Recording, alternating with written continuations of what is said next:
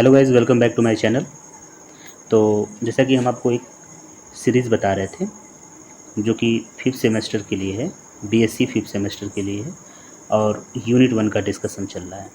ठीक है, इस यूनिट 1 में हम आपको डिस्कशन कर रहे हैं कि इलेक्ट्रोफिलिक एरोमेटिक सब्स्टिट्यूशन रिएक्शंस में कितने रिएक्शंस को हमको पढ़ना है। हैलोजिनेशन हम आपको कंफर्म किए हैं, नाइट्रेशन कंफर्म किए हैं, अब नंबर है सल्फोनेशन का।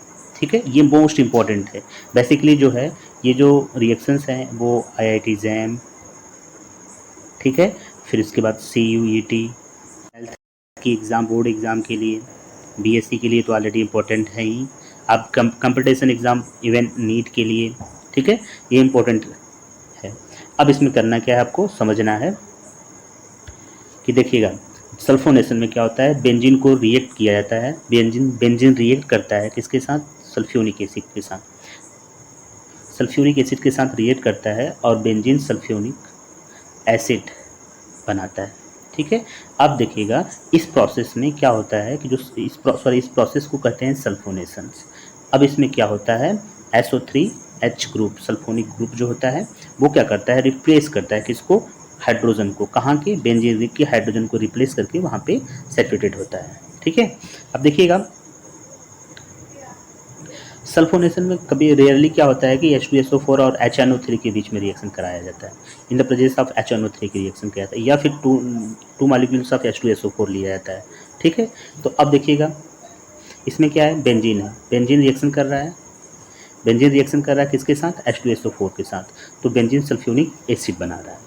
ठीक है, अब इसके और H2O क्या होता है, साइड प्रोडक्ट निकलता है बाहर। ठीक है, अब इसके दौरान हम आपको रिएक्शन को समझाते हैं कि कैसे क्या रिएक्शन होगा।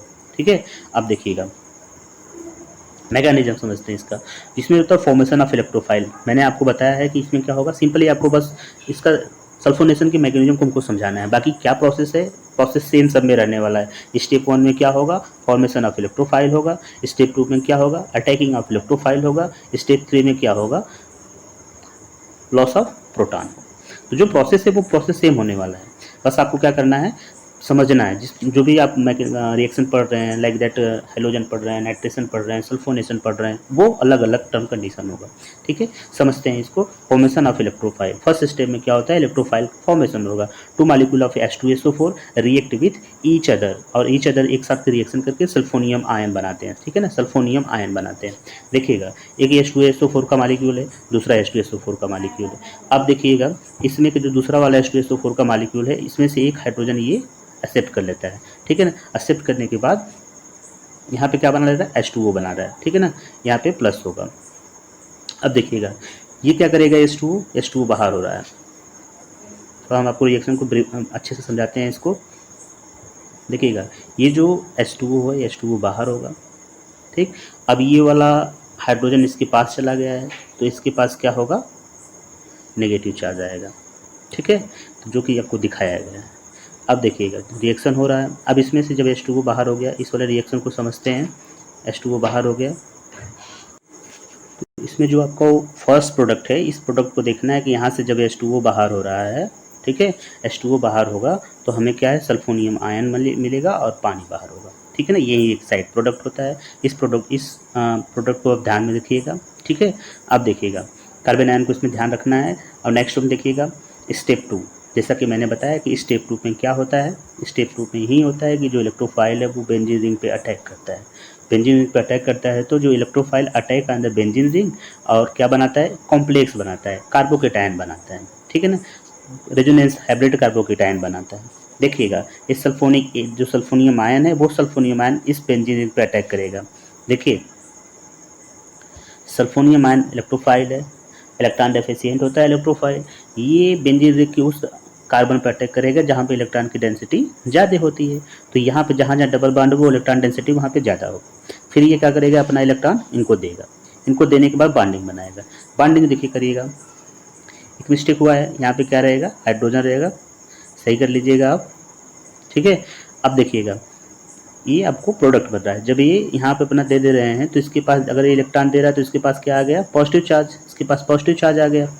ठीक है, तो हमारा ये प्रोडक्ट बन गया। अब रेजोनेंस स्टेबलाइज होगा, इसका resonance stabilization in the sense की अब देखिएगा कहाँ कहाँ पे ये जो चार्ज है वो मूव ऑन करेंगे, ठीक है। अल्टरनेशन का वो रेजोनेंस स्टेबिलिटी होती है, ठीक है। अब देखिए ये जब यहाँ पे देगा, ठीक, ये यहाँ पे देगा तो यहाँ पे डेंसिटी इक्वल हो जाएगी, तो जो ये कार्बन दे रहा है तो इसके ऊपर क्या आ गया, पॉजिटिव। अब इसके बाद ये, अब ये यहाँ पे देगा तो इसके ऊपर क्या आ जाएगा, पॉजिटिव, ठीक है। ये हाइब्रिड स्ट्रक्चर है, ठीक है।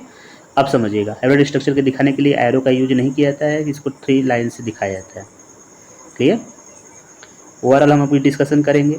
लास्ट वन देखिएगा क्या है, लॉस ऑफ प्रोटॉन। अब यहाँ पे क्या होगा, जो बेंजीन रिंग के पास एक्स्ट्रा प्रोटॉन है वो लॉस होगा, मतलब प्रोटॉन को क्या करेगा। अब ये देखिए SO3HO नेगेटिव कहाँ से आया, SO3HO नेगेटिव यहाँ से आया, ये भी रिएक्शन में रहेगा ना। अभी क्या करेगा, अभी करेगा हाइड्रोजन को अपने तरफ खींच लेगा। जब हाइड्रोजन को खींच लेगा तो H2SO4 करके निकल जाएगा बाहर, और हमारा क्या प्रोडक्ट बनेगा, benzene sulphonic acid, clear. This is taken from first step, जैसा कि मैंने आपको बताया, ठीक है। तो सल्फोनेशन की कहानी कुछ ऐसी है कि सल्फोनेशन में क्या होता है, जो बेंजीन है वो फ्यूमिक सल्फ्यूरिक एसिड के साथ रिएक्शन करते हैं तो बेंजीन सल्फोनिक एसिड बनाते हैं, ठीक है।